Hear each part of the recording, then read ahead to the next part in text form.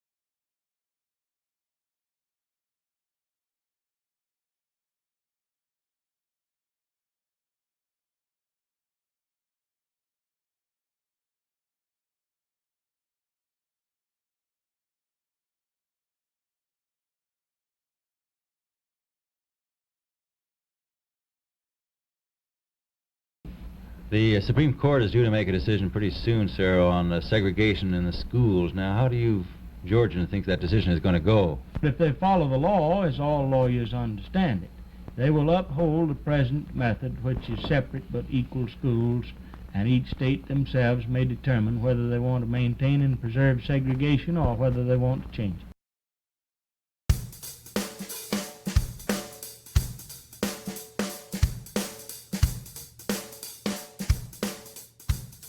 Our parents raised us to live in a two-system society. Okay, we realized that there were certain things we couldn't do. There were certain things we could do. Certain places you didn't go and certain things that you didn't do because you knew what the consequences would be along racial lines. Growing up in a segregated society, you didn't feel a lot of things. You didn't see a lot of things. You didn't experience a lot of things. Mama and Daddy did their best, their level best to shield us from as much of that as they could. You know, you realize what they would call your place. And we didn't like it. But they taught us how to work around it. We grew up from early childhood, knowing what the rules and regulations were and how to keep yourself out of trouble. As a matter of fact, the old saying, you knew your position and that's where you were able to stay in order to keep down confusion. And that was obviously for our protection. If you were going downtown with Mama, and Mama would give you that talk, don't touch nothing, don't even brush up against anything. And every black kid got that talk, that lecture. Young kids would pretty much rent out the store. They didn't let us go in the stores if we didn't wasn't in there with the grown up. And they did not let us in a lot of these stores downtown. And there were other places that kind of you could go in, but folks would watch you as if you was trying to steal something. I lived in an integrated neighborhood. There were 7 families right off of East Hill. In there, we didn't have too much trouble at first. As long as you stayed in that area, you're there. But now when you went over on the other side of Magnolia, well, you got dog six on you. You got, the N-word called, and this was in early 60s. So it was real rough during that time. Public facilities like the bus station, there was segregation there. There's the white waiting room, black waiting room. Doctors' offices, they were segregated. It was very much prevalent downtown Valdosta. You know, you had the separate water fountains. Well, you couldn't use the water fountains. I was always curious about those water fountains because we had the little skinny water fountain that was, was cracked or whatever, and they had this really nice big water fountain. And I'm like, it must taste better than our water. So I kind of looked around, and then I ran over there and I turned it, and it was cold. That was the difference. It was cold water. You had the areas inside of Crest where they served food that you couldn't go in there and buy food, and it wasn't only Crest, it was Burger King, Dairy Queen. Even the Dairy Queen had separate facilities for the white and the black. If you went to buy something at a white restaurant, you would have to go to an outside window. And you had restaurants that said colored only. You go in the back door, and the whites go in the front door. Now you eat the same food, and you got black cooks. For all thing you weren't doing was sitting in their in the part where they were. They had air conditioning in their section, and we had a big fan. Quarries or something like that. We couldn't eat there, or if we did, the area was segregated. Man, the hitching post was popular back in the day. My buddies worked there, but they couldn't eat there. Even in the theaters, you had to sit upstairs from them. You had a different, separate entrance. The Valdosta Theater, and you were able to go there, but it was segregated. You were upstairs, and it was nasty. It was not kept. The courthouse, you go around. That's the one side, the white restrooms and things. You go around the bottom, the black restrooms, and it had on there color only, white only. They had a drive-in theater, but you couldn't go. You had to park on the side of the road in order to view the screen and not hear the words being spoken. That was the life it was. It was a lot of segregation going on and a lot of violence put in Valdosta. It really was, Like where we lived, we called it Ray's Alley. And you didn't see too many white people there unless they were bringing the maid home or picking up the maid or whatever. But white men would ride up and down that street sometimes. And if they saw you, they would stop and say nasty things to you. That kind of thing. When I was growing up in the 40s, at least at 6, no later than 7 o'clock, you had to be in.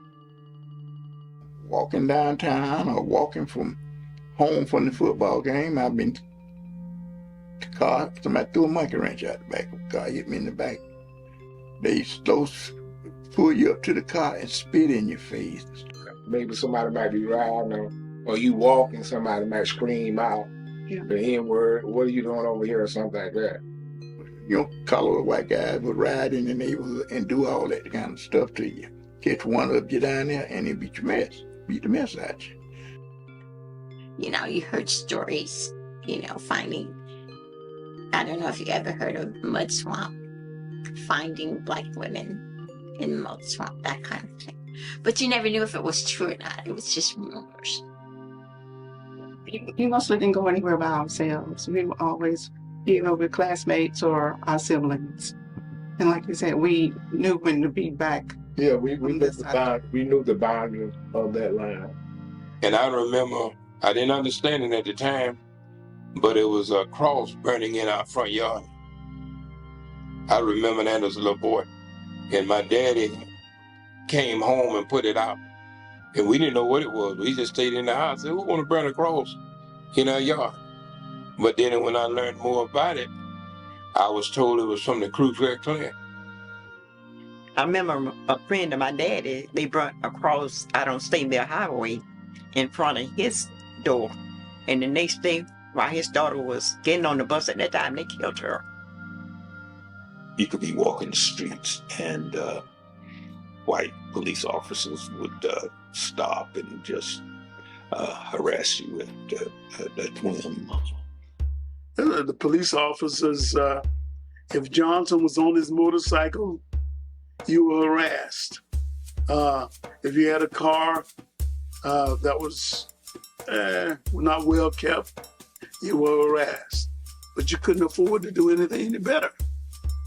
We were actually afraid. As children, as kids, we were actually afraid of white police. And I've had the police stop me in the middle of the day. Come here. What you doing over here? Well, you got some just walking out here looking at the house. You know you don't have no, you know you don't supposed to be over here. And I lived on the street, Backdoor Street. I told my wife Francis. And for years, all right, the paved part of the street ended where the last house that the residents were. And from that point on, it was dirt. Valdosta, Fort Valdosta. Many of your streets in the black neighborhood were free, and it was based on race. The thing that I try to stress to young people now is the fact that we were in a position that was the way of life. We accepted it because that's the way it was. We didn't know any different, at the time. And with the laws and the way things were set up, we didn't have too much of a chance because most of our parents were not highly educated, and they didn't know because this is what they came up from. They was doing the best with what they knew. When you live in a certain way, you don't realize that things that you're not around these things every day, so you don't know what you're missing. So we just made do. And so this is why they pushed us a lot to get educated. They knew there had to be a better life for us. So this is why they pushed us to get educated.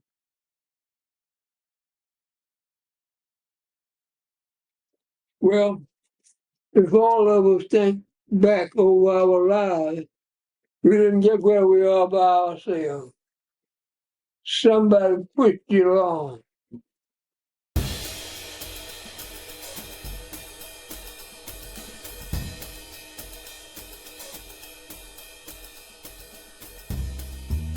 Personally, I was so engrossed in being a Pinevale Tiger until that's all I was concerned about. Pinevale was quite a school. Growing up as a kid, your desire was to get to Pinevale. This school was the heartbeat of this community. It was just genuine love at the school. And we were so grateful. We had to learn. There's no such thing I cannot do. I can. I grew up with my teachers knowing my parents. They knew my grandfather, they knew my mother and my father. But about 75% of the teachers lived in my neighborhood. We knew our teachers. We knew our teachers. We knew our teachers' children. Their kids went to school with us. Some of the other teachers taught my mom as well. Yes, so they kind of knew them, and they kind of that would keep us more, should I say, in line. Well, knowing all of the teachers, knowing part of the students, either from school or church, knowing their families. At that time, I was pretty sharp in mind. I would know all of the parents' names and their telephone numbers and all that kind of stuff like that. So it was just like family, If anything was out of line, my mother would know about it before I got home after school. There was a problem with any of us. We threw a brick and broke somebody's glass or something. We were dealt with, not necessarily from our parents, but from the people in the community. If a teacher were to see you do something that you shouldn't have been doing outside of the classroom at a in a different setting, all right, I'm going to tell your mama, I'm going to tell your daddy. And they would. It was like you were supervised all the time. You were never left unsupervised. You were either supervised by someone in the community. You was either supervised by your teachers, you know, even at church, you know. So we have every now and then you might have a fight, but that was so rare because you knew if you got in a fight, you were gonna get your butt busted. You weren't gonna get suspended. We didn't do it. It's all this suspended. I don't think a child ever got suspended for Pinevale. If it did, it was something so rare until I can't even remember what it might have been. You got popped, you got home, he done called your mama, and you got your butt popped again. So you got double poppings.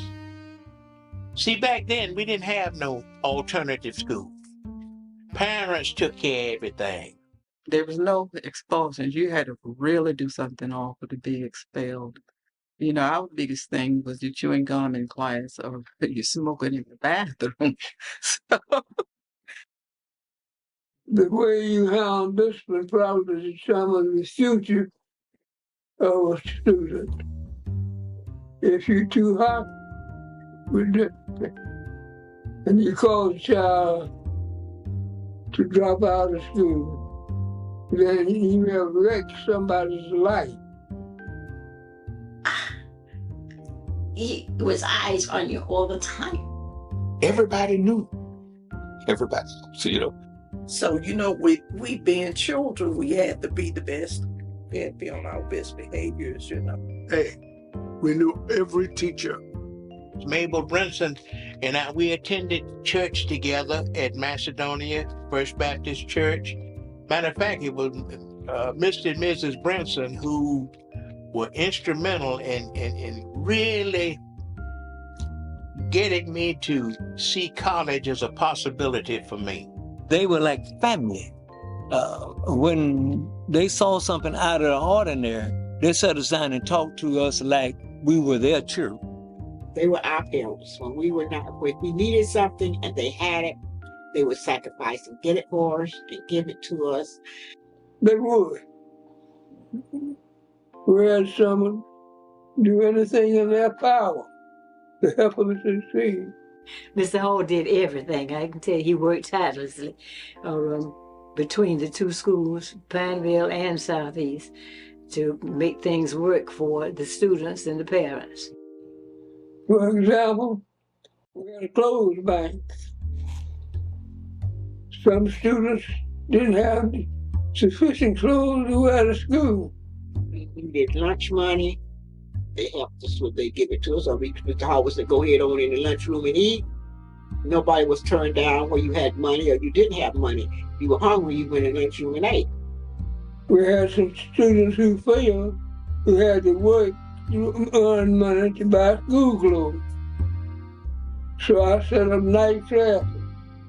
And as a result, those night classes helped some students to catch up with their class for the next year. We had night schools. If the students couldn't make it during the day, he would provide a night school for them to come. If they could work during the day hours, they could come at night and pick up from where they left off. We had summer school as well. It was a given that because you are black, because racism exists, we must avail ourselves of every opportunity to let our light shine and for our teachers to let us know we are somebody, that we were somebody, that to let us know that, hey, you are just as good as the next person, you know? Those teachers made you better people.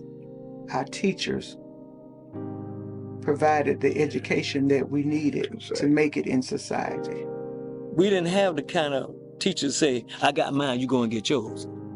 We had a teacher say, you got to get this, because this is going to make a difference in what you're going to be able to do later in life. We had teachers that inspired us. We had that facility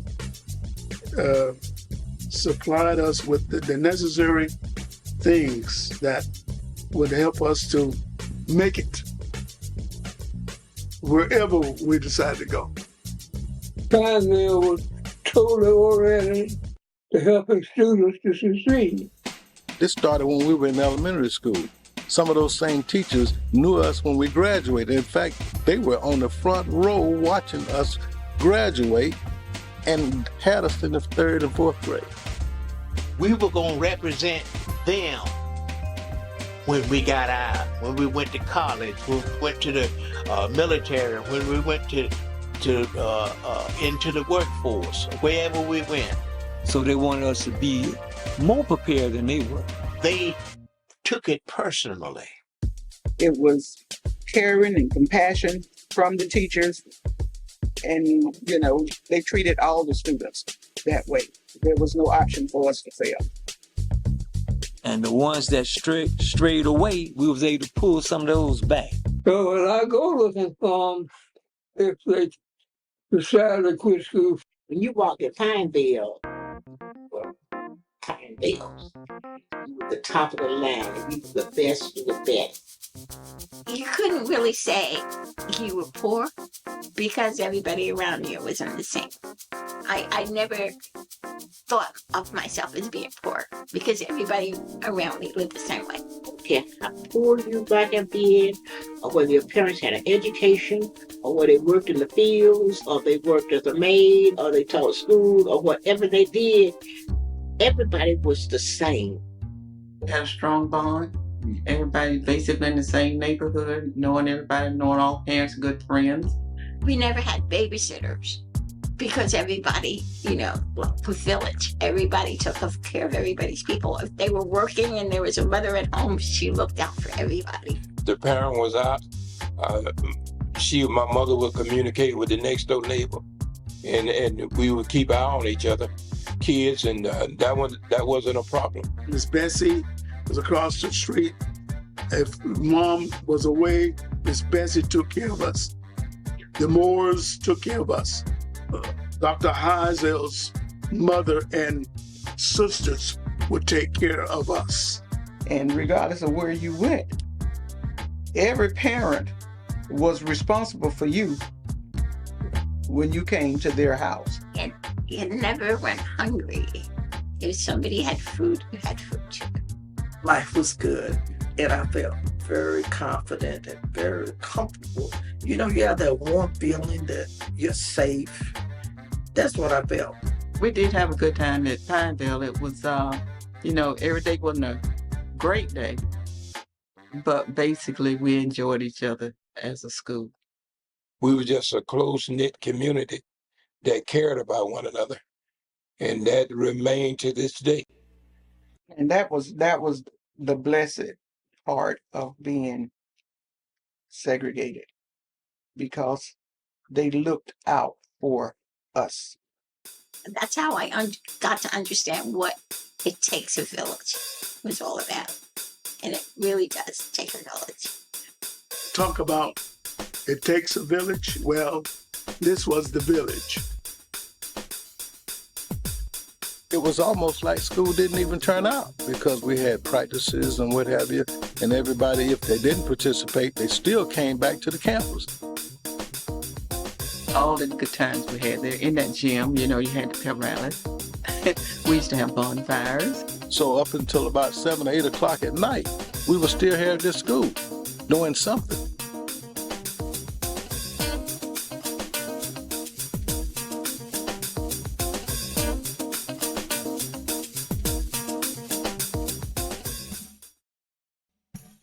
The challenge was great for people to get here on time, even in the rain, because they had to walk.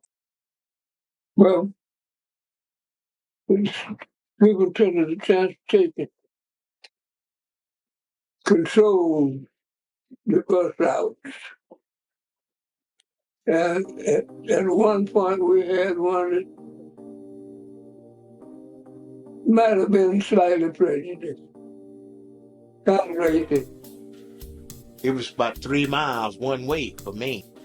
was a whole hour and a half walk in the cold. Oh God, I lived on West Hill Avenue, just right above Stanley Street. It was called at the time, right at the city limits of Valdosta. So we had to walk from there to Pinevale. And this is walking from the west side of Valdosta to the south side of Valdosta. I was very thin, and I can see why now. Because I averaged about 10 miles a day walking. But our parents prepared us for that. They prepared us for the fact that when we walked from almost 5 miles each day to get to school. But the thing about that was they placed such high expectations on us that we were never late for school. We had very little problems with absenteeisms and tardiness. We were never absent. You know, you'd be surprised at the many kids that had perfect attendance. Nobody straggled in. Mr. Hall was standing right there at the front door. And we lived closer to Valdosta High School. Of course, the white kids had buses, but we had to walk. We would see the white kids come by on the buses as we were walking. And a lot of times, there would be an exchange of words there. Somebody hollering from a bus window, and then, of course, somebody hollering back, We intend to maintain separate schools in Georgia, one way or another, come what may. We are in Georgia at the present time, building 1,036 new school buildings in every county in the state for both white and colored students, absolutely without any distinction whatsoever.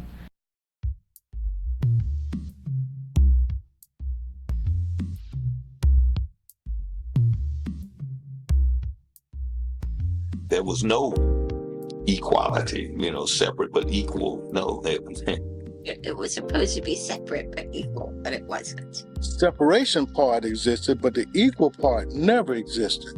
As we grew up, we already knew and expected it to be that way. So we knew that as a child coming up. First of all, you had no students, then you had teachers. You had no students, then you had textbooks. And your lunchroom staff was limited. You just assumed to see one of the teachers in the lunchroom having Miss Lee back there serving food, as to see her in the classroom on the bulletin board, or you might see her sweeping or anything that needed to be done. They did it. They wanted to give you a very small budget, and I continued to contend for a larger budget.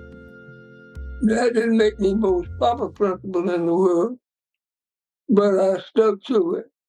We knew that the whites got the best of everything, and we had to take whatever we could get. We used their old books. The books we were issued at Pinevale, they were used by students at Valdosta High years before. And we realized that by looking at some of the texts and when they were copyrighted. They used to send over old equipment, old books. They'd load them up on the back of a truck, and then they would bring them over, and then they would push them off on the ground, and we would take them and tape them together, and that material, we didn't realize it at the time, but that material was obsolete by the time we got it. Of course, Baby Moe and guys would bring it out and dump it right there by the gym. Books all tore apart, and that's just where they did it. That's where they did it. Nothing made me feel as low as helping to unload those pickup trucks and help get those books, because see, they were all written in by the previous students, and so I had a time with that. Books, and if you're thinking about nice new textbooks, laboratory stuff in the chemistry lab and stuff like that. You could have that. Stuff in the home ec department you might not have, that they had in their home ec department. For instance, if you're going to teach clothing for a semester, you got to have some cloth. You got to have some thread and some other things. We had things that was handed down from other school to us. Now, I sung in the chorus, and I did play basketball for a little while. But everything we had, it had to be cleaned at Valdosta dry cleaner and then hand down to us. With the band, football team, basketball teams, choirs. We won lots of awards for those kinds of things, which made us feel really good. But then in the midst of that, we still had hand-me-downs. It wasn't like we had new uniforms or new accessories or anything like that. So you felt good, but then you didn't feel so good. Same thing about brick masonry. They want to limit the number of bricks they purchase to use in class. You have some hand-me-down stuff but you put your mindset together to put it together. Sometimes you got books, pads, you tape them up, and you figure out a way how to improvise. And that's what we did, a lot of improvise to be perfection, to do what we had to do. I didn't feel like I was missing out on anything because the teachers was teaching the best with what they had. But we all knew everything that came down was hand-me-downs. And we didn't feel like that was fair. Now, we had to teach it. We just didn't have the equipment the teachers needed to teach us. Because that's all they needed was the equipment. They give us the equipment, then we would have been handled. We had all of that substandard books, substandard. Our teachers taught us. Exactly. They taught us. The fact that those books were substandard, that was no excuse. When it would rain, we had to walk in the mud and the water to get into the school. And at Valdosta High, they didn't have that problem. Their parking lot was paved. Yes, they was getting new books and passing us the old books and new uniforms for the football team, and we had to suffer with what we had. I remember when we went to camp, they went to camp down in Lake Park, which was a facility. Our camp was right in this gym. And we got our bedding from Moody Field Air Base. For instance, helmets. We played with at Pinevale. We played with the same helmets throughout our high school days. Valdosta would get new equipment in every year. Stadium, the condition paled compared to Cleveland Field, Valdosta High, So let me say this. In Pinevale, first of all, we had no stadium. We had to schedule around Valdosta High and Mr. Bazemore. The players at Valdosta High can go back and look at old film. We can't do that because we didn't have the funds for that. So I kept begging. So they bought the bleachers. They put the bleachers out there on the field, but they were not welded together. Everything that we were allowed to do was always secondhand, rundown, not adequately supplied. So I had a teacher named Louis Wright, who was a brick mason instructor. He could weld. So he took the assembling of the bleachers as his project. And after school in the evening, he had a certain group of students, and they would weld the bleachers together. We just wanted equal rights. All we wanted was for Pinevale to have the same thing that Valdosta High had. That's all we wanted. We really wanted what you have, the rights to do the things that you were doing. We didn't say we had to be there. So, you know, we didn't have a problem with being separate. It was the inequality that we had the problem with. You know, we didn't have a problem with being separate because we didn't feel that, because we were already a community. We were already family. We were already, you know, so we didn't feel that. And our whites in the South in particular consider themselves superior to the blacks. You know, we've got to do it, but when I say do it, we've got to desegregate, but we're going to stay in power.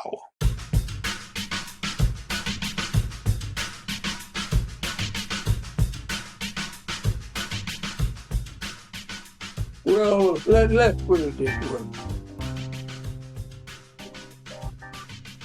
The white system did not want to accept black students, and that was made obvious. Some of them were so bent on having a segregated system, so I don't know whether they want to integrate or not. About a month before it was due for school to start, we learned that the school system was going to be integrated. We had been told our junior year at Pinevale High that that would be our last year there. We were forced to close the doors because we were one of those states or cities that just refused to integrate. Some of us didn't want to be there, and some of the white kids didn't want us there, along with the teachers, but we had no other choice.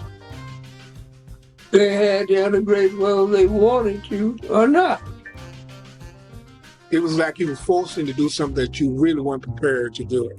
And that's what happened to when they integrated the school system. And it was like a slap in your face, but you got to do this. But I think Pinevale held out for a very long time. Pursuant to a federal court order, we would join forces with the students at Valdosta High School. Well, it was a shocker for us because that oncoming year we looked forward to having a great football team. They had Coach Bazemore, I know Coach Bazemore, Coach Wilson, Coach Green, all of them. And they knew that they was going to get a great program coming from this program. That Pinevale at that particular time in 69 and 70 class. There's no transportation, no buses. We walked from where I lived on the south side of town, known as Little Miami, all the way to the old Valdosta High School where the football stadium was. And that's about 5+ miles. Some of our teachers told us we would probably see a lot of things we didn't know. One teacher told me, you know, don't worry about it. You know, you just keep going. There are going to be a lot of different things. So always try to read things. Even during that time, you had more of a high dropout that 1 year that they integrated the system when kids dropped out of school. Just not here in Valdosta, I'm talking about all over. Point is, we just knew we had to go to school. Back then, we did find a lot of them who dropped out.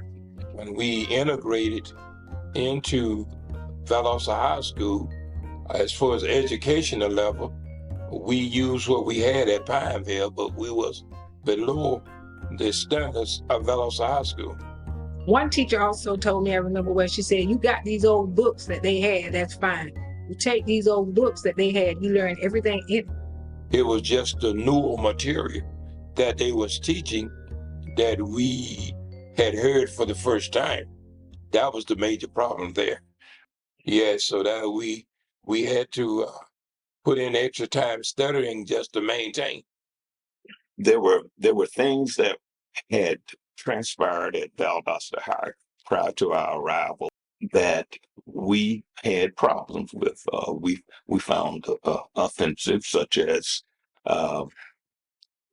playing the song Dixie, the display of the Confederate flag. Those things remain. I can remember walking by the band, a bunch of black folk walking by the band. They start off playing Dixie. And I could see some of the band members looking down because I looked up at them, they looking right at me. And that caused a lot of tension in the school.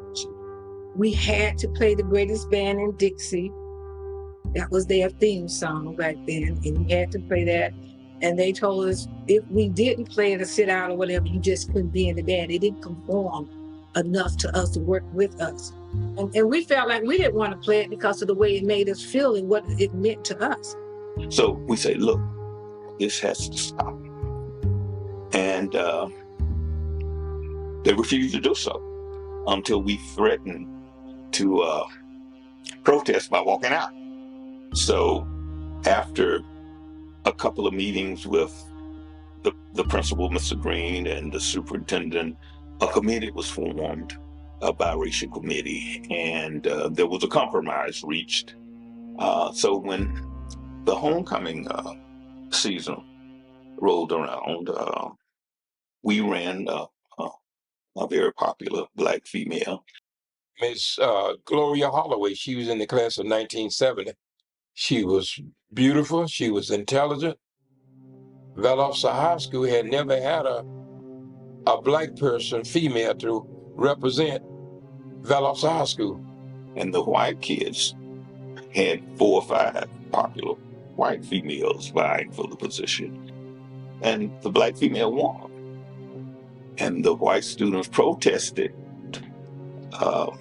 alleging or claiming that the Black student that we had voted more than once, we had voted multiple times, and Mr. Green, the principal, declared the first balloting null and void, and ordered that there be a revote, and the white female won. And they wanted to talk about it, and about the second or third meeting, we decided to walk out. We decided that Friday morning, we would walk out and protest the ban of the Sun-Dix, the Confederate flag, the things that they continued to do before we desegregated. We just got up and walked to the end of the street down there. I think that's Ann Street and William Street. It was kind of funny because we walked out of school and we were on our way back to take our school back, Pinevale High School. In our minds, that's what we was going to do. I know we probably got arrested. The police came. They had the paddy wagons. And the chief himself, I believe he was the chief of police himself came and encouraged and tried to persuade us to leave and go home. And we refused to do so for quite a while. I don't know, maybe it was an hour or so. But eventually we left. And we were suspended 3 days, I believe. Those who walked out couldn't come back and go in the band as well. We walked off the football team as well. We weren't going to play football or anything. And we met with Coach Bazemore. He sent word that he wanted to meet with us. But he talked with us and got us back to play football. All we had missed, that's one thing when they said it set us back. We missed days out of school. They were not going to give us makeup stuff. I was removed from the student council. The other Black members who were student council members, they were removed as well. It was not easy going back to Valdosta High School. I received threats, phone calls. They threatened to burn our home. We would have rallies during the time we were out of school at the various Black churches and funeral homes. And there were 3 men who would take me from home to the rally back home with guns. And really and truly, the Black kids coming from Pinevale, they lost everything. They lost everything. And you're going to force us to go to a school that we don't want to go to, and then we're going to be treated bad when we get there? Gave up a whole lot. We had to give up our school. That was the main thing. We had to give up our schools. But we weathered the storm, and we graduated, and but I understand that there were still obviously problems that persisted after we left. We lost a lot. They gained a lot more than we did. We actually didn't gain anything. We lost our identity. We lost a lot of our, I would say, our hope, our spark. I was an A student. If we look at it objectively, it really and truly has been an eye-opener for whites, more so than blacks. Only thing that we gained was to experience their school system. It left us a safe haven to go into hell. That's the best way I can put it. For his integration, if I had to name some white friends, I probably couldn't get past 5 on my hand. Basically, those terrible things they had heard about blacks were not true. So I think it benefited whites more so than blacks in terms of the younger ones. It's sad to say we have our black reunion and Valdosta have their white reunion. Some of the kids, black kids, go to Valdosta reunion. I plan on going the next time, the reunion, but we have ours and they have theirs. And so that's been over 50 years ago, and it's just the way it ended up. And even here in Valdosta, we were just a microcosm of all of the cities in this country. But we were in the Deep South. Being in the Deep South, Confederacy, this is a stronghold. It's a stronghold for Confederacy, and it's a stronghold for Republicans.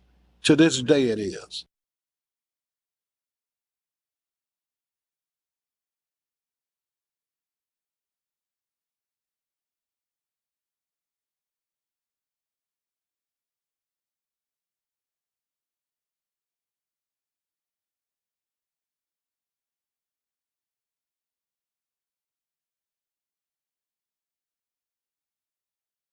And a lot of the teachers that should have went with us was not able to go because, quote unquote, they wasn't ready for their school.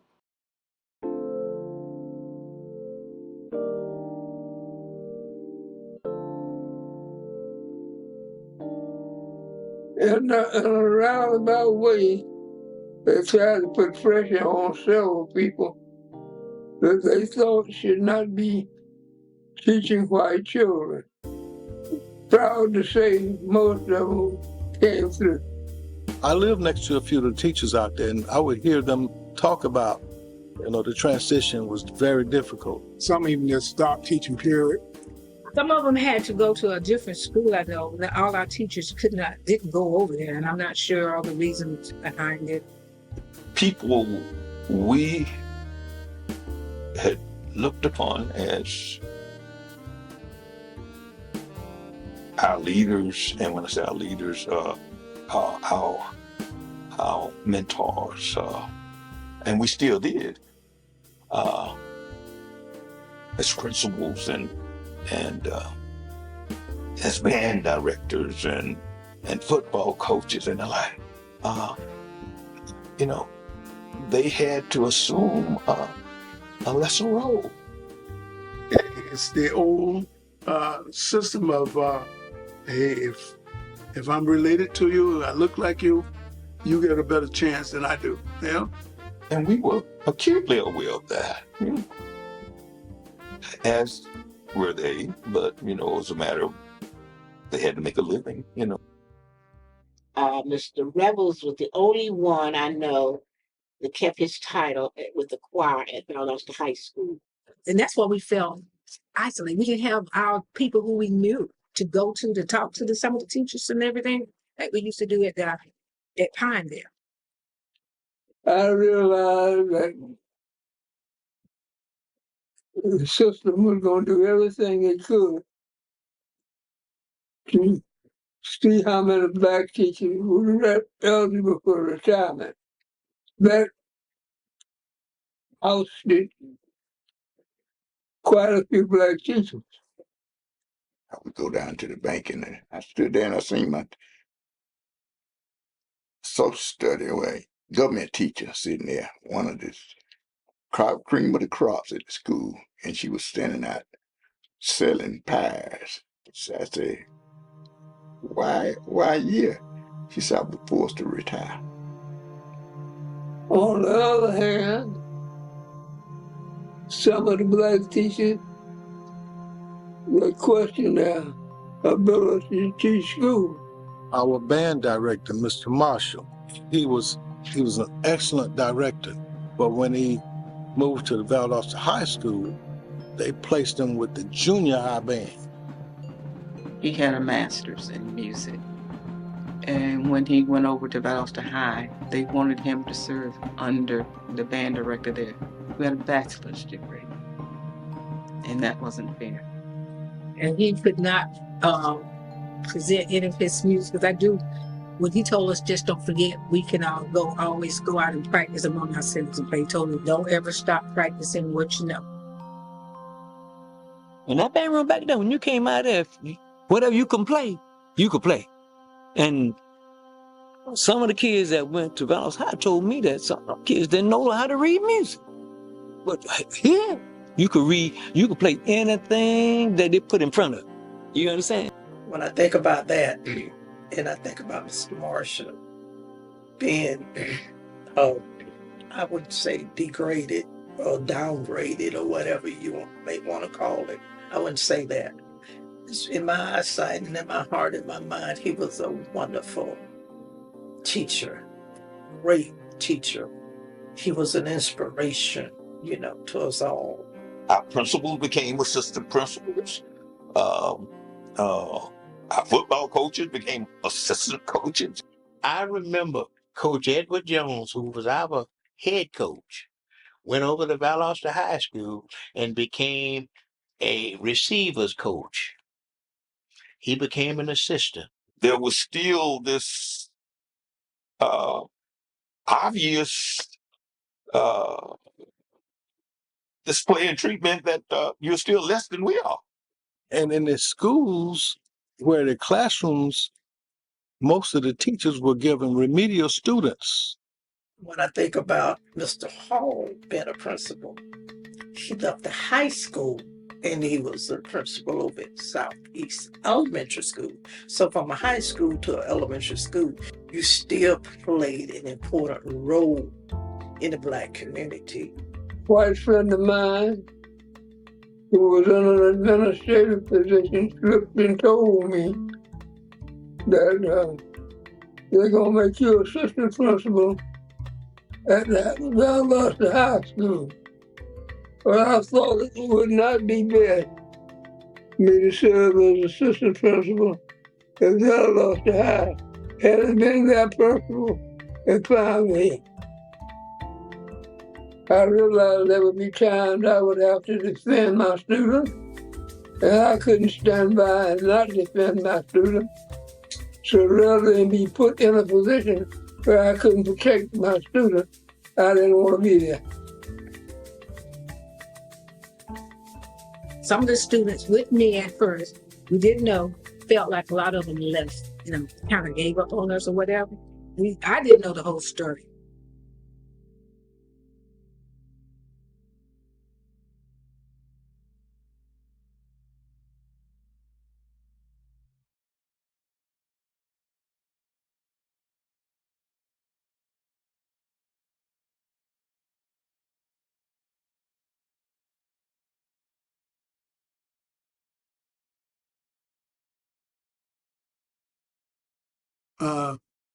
I have not, in my 81 years, heard anyone apologize for the atrocities and discriminatory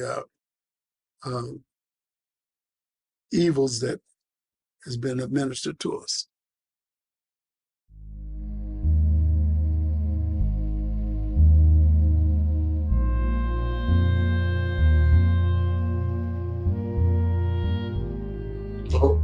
No white people never apologize.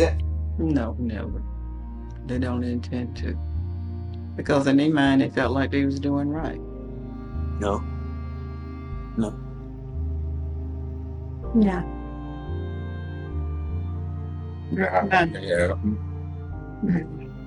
No, they were adamant about the segregated lifestyle and mindset.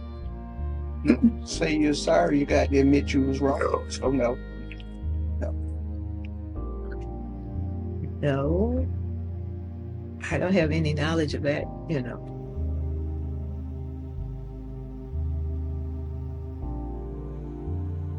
Not that I could remember. Not that I remember. Not to me, but not just come out and say, well, Bo, I'm sorry this happened or whatever like that. But now I can say it was one person that we had a good discussion about it, Coach Wilson, but he never said he was sorry, but he said it wasn't right. No, not to me. Either my parents. We came up the hard way. Let me put it that way. No, not to me. Not to me, and not that I'm aware of. Not that I'm aware of.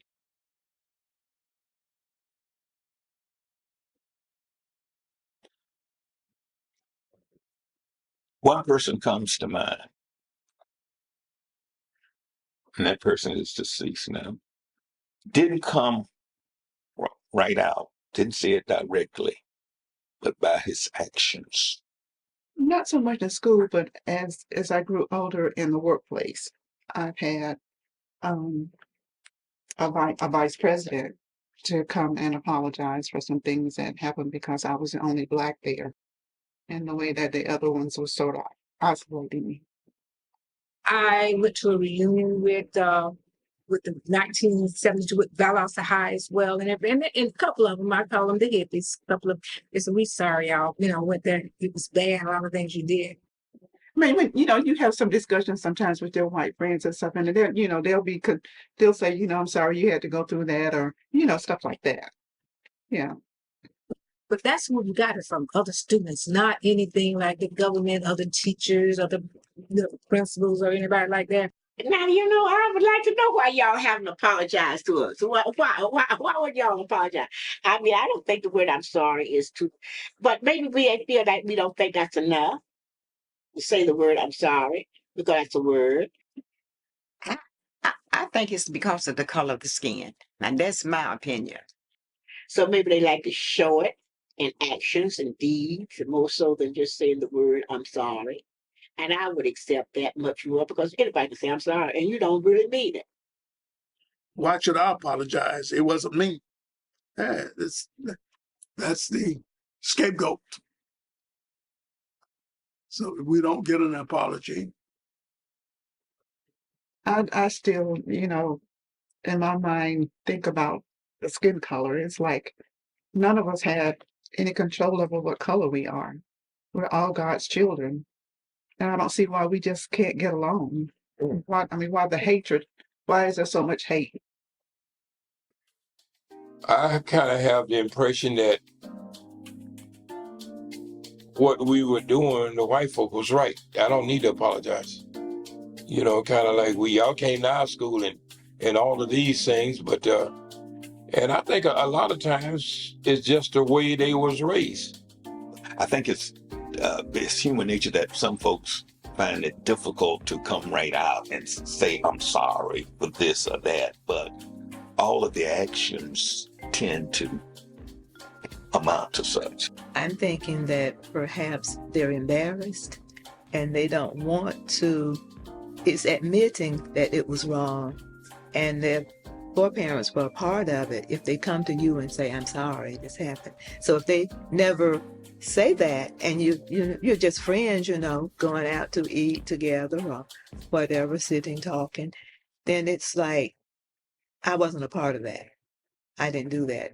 I've seen some nights that they want to be friends with you, but it's the repercussions that come behind it. I think we don't want to take the blame for, well, I wasn't involved in this or that or the other. I wasn't involved with that. I hate that it happened and that sort of thing. In other words, when they're talking to you, all of these people now become liberals. Yeah, we should be together. I think I have a lot of white friends.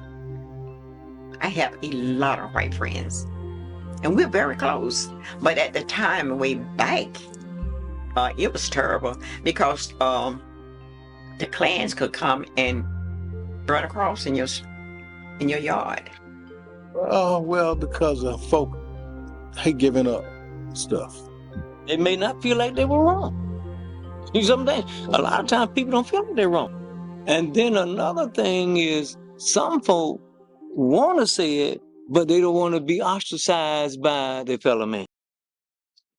I don't think they did anything wrong. I really do. That is what they were used to. That is how this South is. It's my way or somewhat right. Well, it's a certain sense of pride that goes along with how you feel and what you think. And you didn't want to give up that pride. That's part of it. I know what whites have to realize is that you may not have been back then, but you benefited. And you continue to benefit. You know, there's still this thing of white privilege. I mean, it's because color still matters, Would we rather have separate but equal or integration? That came up. It's a mixed feeling.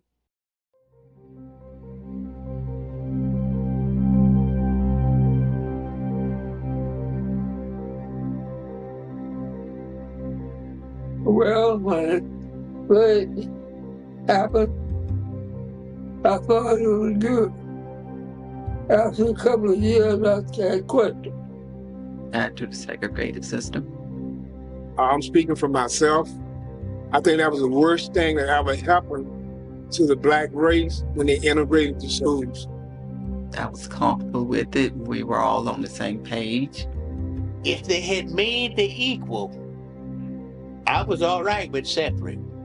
And you didn't have all that stress of people not wanting to sit next to you, people not wanting to go in the bathroom behind you. You lost not only your integrity, you lost your respect. They didn't respect us when we went over there. Here at this school here, and not only just at this school, any black school that you go to any university, any HBC school, you're going to be treated a lot different. And looking back, it's when I went to school. Both discipline and more caring of the children and making them get their work through their parents. I will go into Valdosta. I will go into the integrated system. I was sore because I wouldn't let this stuff stop me. Frankly, if it was, like you say, it would have been separate and equal, we'd have been all right. You know what I mean? So being segregated in our world, it was just more comfortable and less stress. Old way of doing things aided in ways, and it was a handicap in other ways. So there's some good and there's some evil. There's some good and there's some bad, and all of the whole situation. When integration came, I wanted better for my child. I wanted her to have this. I wanted her to have that. I didn't tell her how I had gotten it. And that's the lack of communication in the Black community has a real bad lapsing. But there's so many parents who they didn't want their children to know what they went through. And that was wrong. You should let them know how things were. He loved to stay Pinevale. I would have loved to have stayed to that school, that environment, and all that it gave me, how I felt about the teachers and everybody else. But oh yes, and I'm sure that a lot of us would have stayed there. We went to Valdosta High because we had to. But we wanted our children to have the very best. We don't care how hard we work 2 jobs, 3 jobs, 4 jobs, but to give them better than what we had. Togetherness is okay, if you accept it. But if you don't accept it, then it's a loss because you got a split between communities and between people. Integration hurt us because we still was put at the bottom of the tier. Okay, sure, you could go to the school, but then the way that you was treated while you were there. If you didn't have the motivation to hang in there, and you said, if I can get out of here, I know I can write my own ticket. But some folks didn't have that motivation. Man, I ain't gonna take this. I've enjoyed Pinevale. I think with the only thing I regret about Pinevale was the educational level. It's not that it wasn't the teachers' fault, but it was what was available to the teachers to teach us. This was, in our view, another step toward achieving equality. And then again, I'm kind of 50-50 on that because, you can't stay in this ball if you're going to go out and be something in the world. I'm going to stay with all black or I'm going to stay with all white. You have to mingle and mix if you want to advance in this lifetime. But at the same time, it was sort of bittersweet. I want to be able to go any place I want to go, being an American citizen, without problems. We felt as though we're giving up quite a bit. School, Pinevale, we love Pinevale. I am a model. We are losing a part of ourselves, so to speak. Integration was not the best, but it was the answer at the time. The kids were exposed to more information, but they couldn't handle the information that came so fast at them. They were not used to the type of structure that took place. We needed to be a part of the movement, the civil rights movement. We were very aware of King, what his movement was. We had a lot of the students that were like 2 years before us, older than we were, participated down at Cresses, the city in there. Having that view, understanding that sort of helped us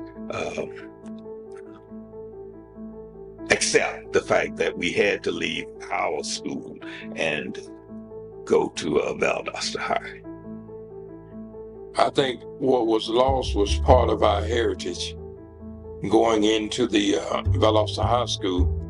And I'll say this, the blackness that we had in our community, the history of our school, the togetherness that we had, that we were able to come to one another's aid no matter what happened.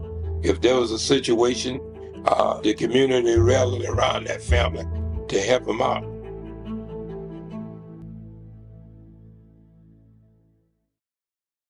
The thing about racism, it lasts a long time. It still is today. It just lasts. It goes on and on and on. And I don't know what's the stopping point? I guess until the earth no longer exists.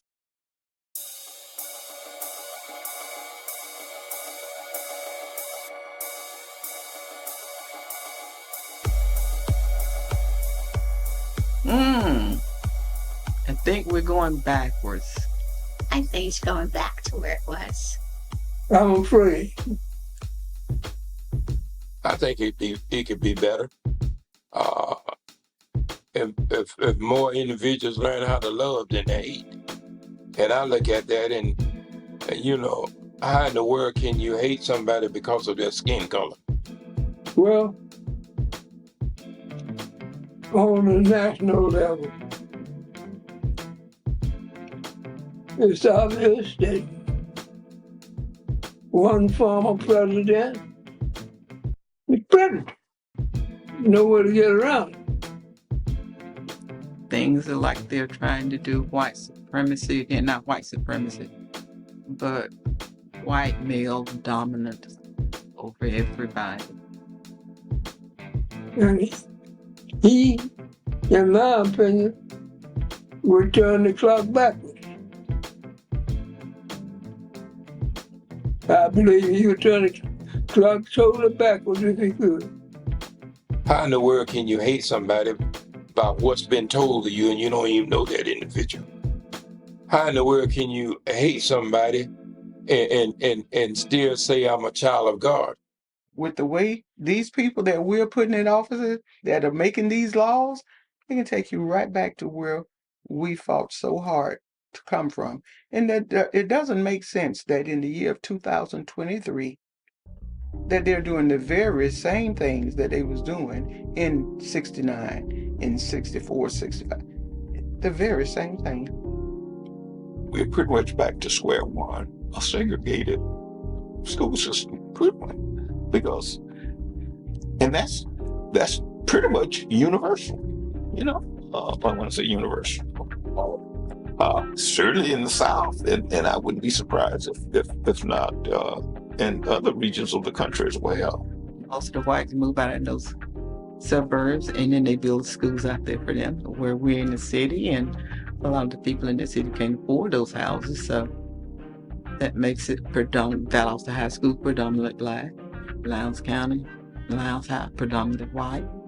You see black superintendents of schools now because the school system is predominantly black, and whites have migrated out of the city, and the cities, and your elected board members are, you know, the majority now are black. You know, so and.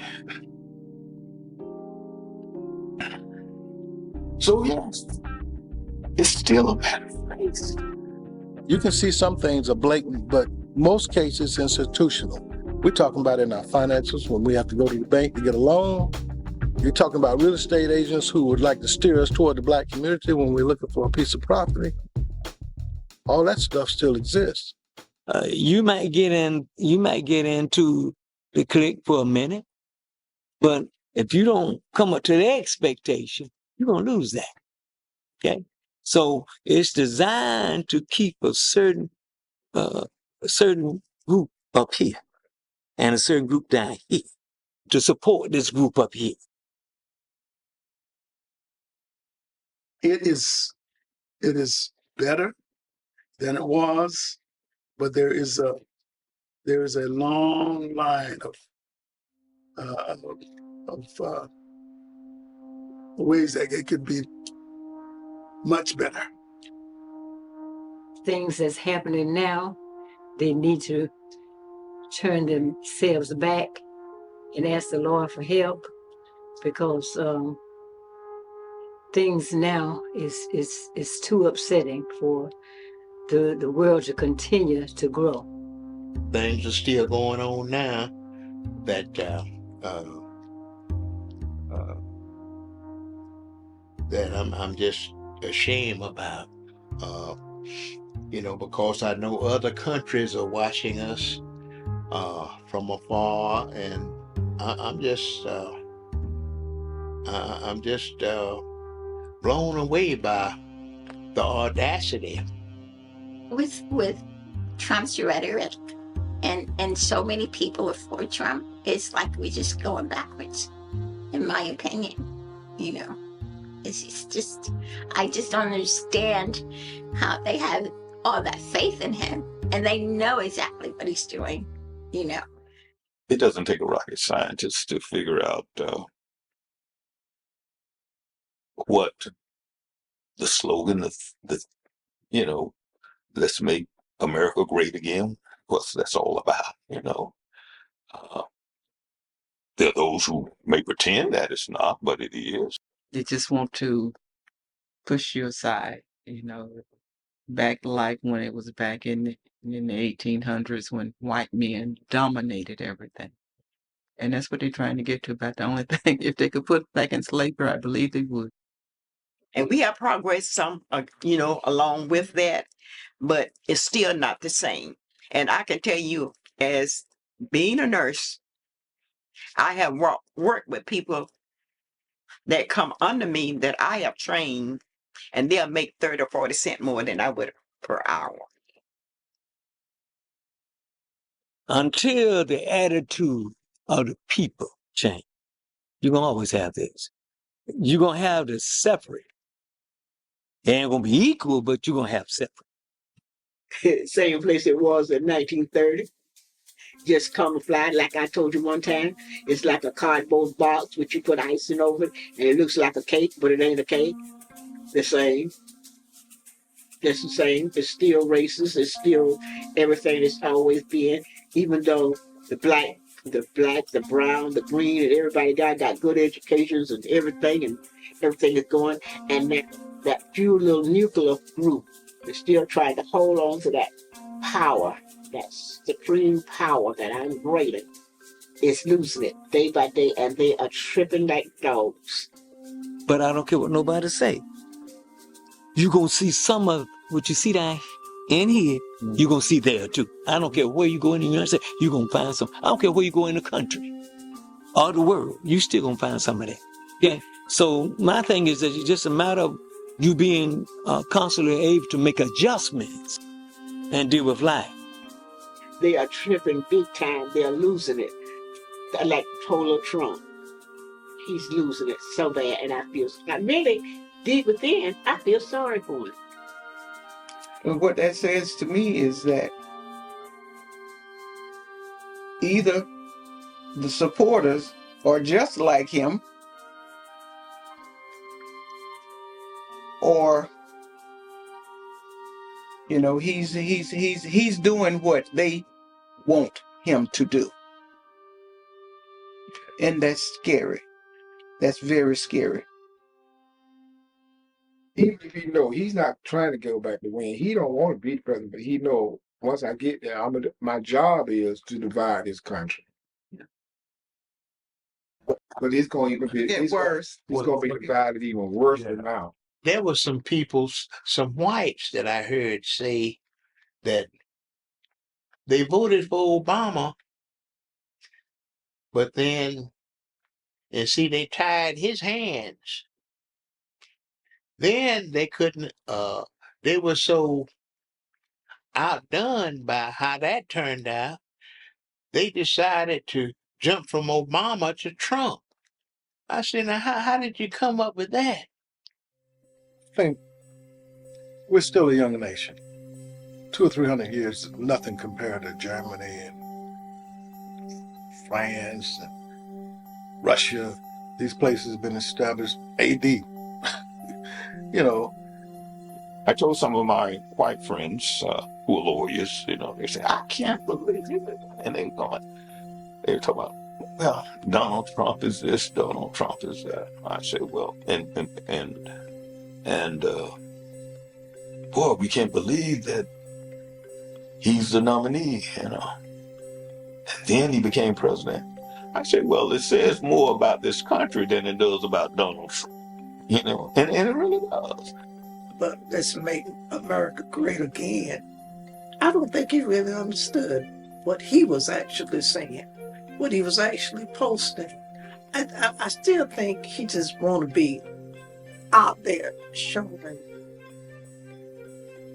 I'm an actor. It says that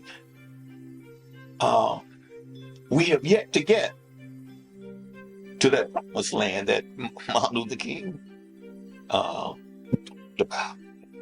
We haven't arrived yet. And when I say we as a people have not arrived, this country has not arrived yet. And I think it's going to take generations and generations of individuals to grow before we can really be comfortable with one another. Race relations will never change. You know why? It could. Don't get me wrong, it could. But you got to want to change. You got to want to change. And that's the problem right there. People don't want to change. Just who America is formed on. And it's getting worse because now the white kids don't know who they are, the black kids don't know who they are, the red kids don't know who they are. Everybody's just, like I say, they're like the children, going back to the children in Israel, where they were running around in the wilderness.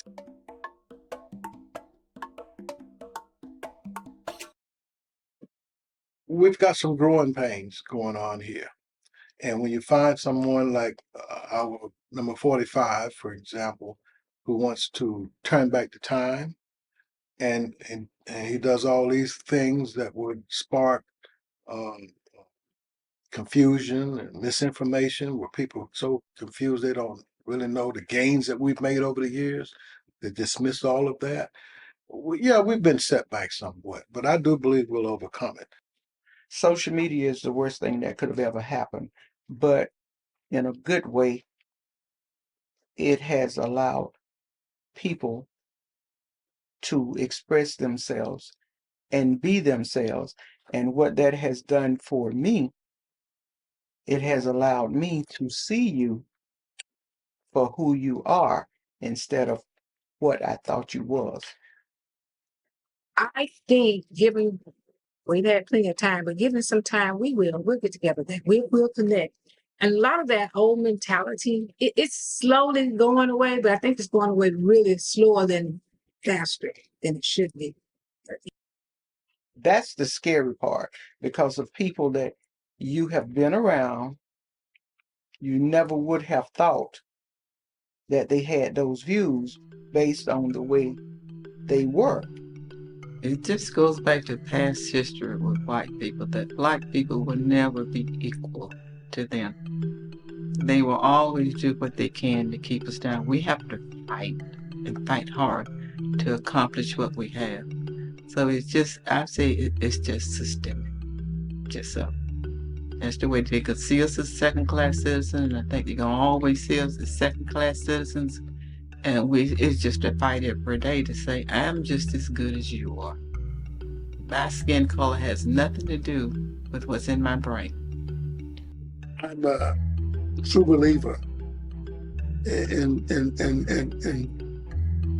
the word. So I am at ease with the way things are, because at some point, the good master is going to play that, not the checkerboard. He's going to move whatever is necessary to keep man in his place. I'm optimistic to the point that I know that things have changed for the better for years. You know, you got to know that things are better than it was for our parents. Right now, I'm at the point where I'm doing a lot of praying and hoping that people will wake up and see what's right and what's wrong, and have that feeling in their hearts and their souls and their spirits. And just to know, whether you're black or white, you need to teach the young people to work together, you know, keep our country going. I think we'll get there. I think we'll get there.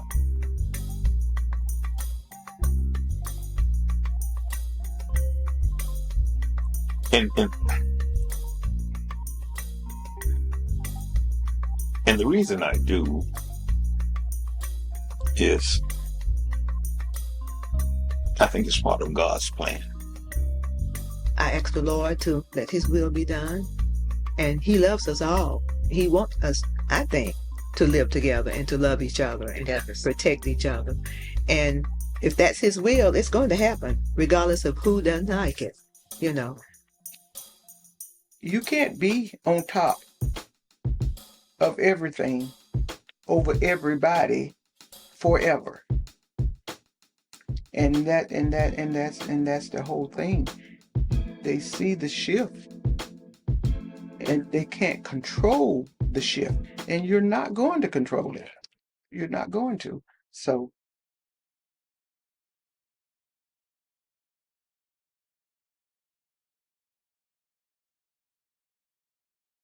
All right, first of all, let me say that I'm a veteran of the United States Marine Corps, World War II.